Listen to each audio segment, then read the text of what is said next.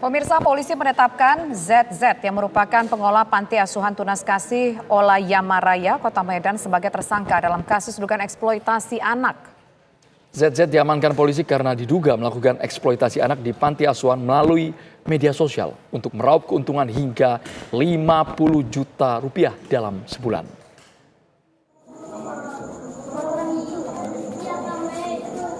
Petugas kepolisian dan dinas sosial menggerebek panti asuhan Tunas Kasih Olayama Raya di Kecamatan Medan Perjuangan, Kota Medan, Sumatera Utara. Yayasan panti asuhan yang dikelola Pak Sutri ini diduga melakukan eksploitasi anak.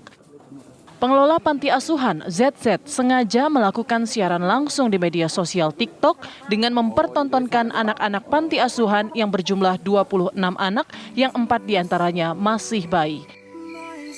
ZZ sengaja mencari belas kasihan penontonnya di media sosial TikTok agar penonton kemudian mengirimkan sejumlah uang.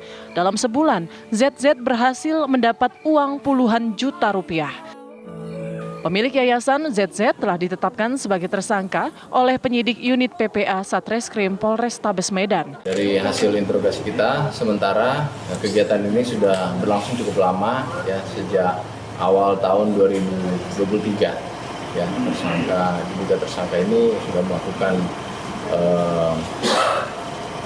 memelihara anak-anak ini dalam suatu panti asuhan, ya di lingkungan tadi, dan pada 4 bulan terakhir ini, ya tersangka ini sudah melakukan kegiatan yang diduga eksploitasi itu lewat media sosial hingga dia mendapatkan keuntungan yang kita duga juga untuk pribadi.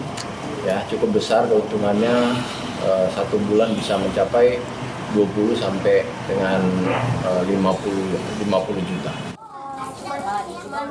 Dalam penyidikan kepolisian, panti asuhan ini tidak memiliki izin dan sejumlah keuntungan yang didapat diduga digunakan untuk kepentingan pribadi tersangka.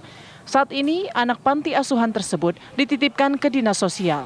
Dalam kasus ini, tersangka yang sudah ditahan kini terancam akan dipenjara selama 20 tahun karena dijerat dengan Undang-Undang tentang Perlindungan Anak.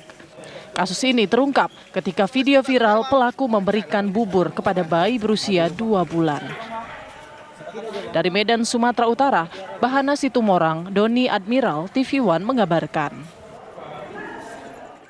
Lalu apakah panti asuhan Tunas Kasih Olayama Raya di Kota Medan, Sumatera Utara memiliki izin dan bagaimana nasib anak-anak yatim piatu yang berada di tempat tersebut setelah pengelolanya ditetapkan sebagai tersangka? Kita akan berbincang pemirsa dengan Kepala UPT Perlindungan Perempuan dan Anak Dinas P3AMP2KB Kota Medan, yaitu ada Pak Anas Ansor Siregar. Selamat sore Pak Anas. Selamat sore Mas Andromeda dan Mbak Tisa. Ya, kita ingin tahu Pak Anas, bagaimana nasib anak-anak yang dirawat di panti asuhan ini? Apakah betul saat ini di bawah dinas sosial atau mungkin ada opsi lainnya? Baik, Mas Andromeda dan Mbak Tisa, dapat saya jelaskan di sini terkait anak-anak panti asuhan yang selama ini di Panti Olayama telah kita amankan. Saat ini anak-anak kita amankan di UPT Kementerian Sosial, yaitu Sentra Bahagia Kota Medan, untuk dilakukan asesmen begitu.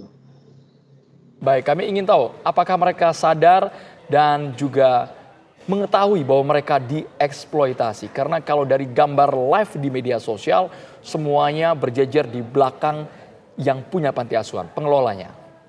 Ya, mungkin dari informasi yang kami dapat, mungkin anak itu memang sedang tidur. Saat itu memang yang di live TikTok itu memang kita lihat yang anak bayi diberikan bubur live sampai pagi.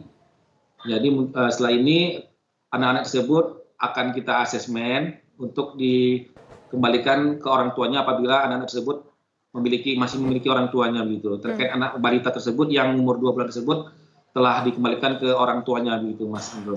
Ya. Sejauh ini sebelum peristiwa ini menjadi viral dan menarik perhatian masyarakat, bagaimana sih sebetulnya pengawasan mungkin katakanlah terhadap pemerintah terkait terhadap panti asuhan ini? Terkait panti asuhan memang selama ini memang diawasi oleh dinas sosial, Mas Andro. Akan tetapi banyak juga masyarakat kita yang membuat panti yang mengumpulkan anak-anak panti yang memang mereka tidak melakukan pendaftaran secara resmi ke pemerintah begitu, sehingga banyak di Medan ini ada beberapa juga panti-panti yang memang izin operasional tidak ada, sehingga itulah yang menyebabkan banyak sekali pengurus panti yang mengambil keuntungan dari hal tersebut begitu. Ya, Pak, sejauh ini sebetulnya anak-anak ini selama berada di panti asuhan ini, apakah memang mereka diurusin dengan baik atau mereka hanya memang sekedar alat untuk mendapatkan rasa belas kasihan demi sumbangan? Baik, seperti yang disampaikan, anak-anak yang di panti ini memang diberi makan begitu, Mbak ya. Tapi kadang anak-anak ini memang banyak dari hasil asesmen memang ada juga yang anak-anak yang memang masih ada orang tuanya begitu. Dari hasil asesmen saat ini sudah 4 orang anak yang sudah dikembalikan pada orang tuanya, dan anak-anak lain masih kita lakukan asesmen. Kita koordinasi dengan daerah lain seperti Kabupaten Tapanuli Selatan, juga Provinsi Riau untuk mencari orang tua anak-anak tersebut begitu. Karena memang banyak dari pengalaman kita di lapangan, memang panti-panti yang seperti ini memang sebenarnya ada orang tuanya gitu. Hanya mereka menitipkan kepada mereka ini begitu. Baik, terima kasih Bapak Anas Ansor Siregar selaku Dinas P3AM P2KB Kota Medan, Sumatera Utara sudah bergabung di Kabar Petang.